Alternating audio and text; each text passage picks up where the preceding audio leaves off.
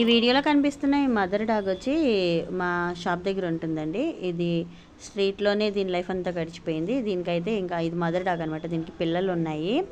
ఆకలి వేసే టైంకి మాత్రం ఇంటికి వచ్చేస్తుంది. దానికి ఫుడ్ అయితే పెడతా ఉంటాం మేము. మా ఫుడ్ అంటే మా డాగ్స్ పెట్టే ఫుడ్డే దీనికి కూడా పెడతా ఉంటాము. దీనికి ఎంత విశ్వాసం అంటే మా వారికి బాగా అలవాటు అనమాట. ఇంకా షాప్ దగ్గర డాగ్స్కి ఫుడ్ పెడతా ఉంటారని చెప్పన్నా కదా, అందులోనే ఇది కూడా ఒక డాగ్ అనమాట. ఇంటికి వస్తూ ఉంటుంది. దీనికి ఇల్లు బాగానే అలవాటు.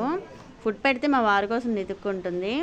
ఇలాంటి నోరు లేని విశ్వాసం గల జీవాలని చంపేమని కోర్టులో స్టే ఆర్డర్లు అవి తెచ్చుకుంటున్నారు. ఎందుకు వచ్చిన కర్మండి? నోరు లేని మూగ జీవాలను ఎలా కూడా బ్రతకనివ్వరా? వాటిని తల్లి దగ్గర బ్రతకనివ్వక, వీధుల్లోని బ్రతకనివ్వక, మనుషుల మీద పడి చంపుకు తినేసి మనుషుల్ని కొట్టడానికి ఏమో శిక్షలు ఉండవు. ఇవి నోరు లేనివి కదా, వీటిని చంపేయడానికి మాత్రం అన్ని రకాల శిక్షలు అమల్లోకి తీసుకొచ్చేస్తున్నారు.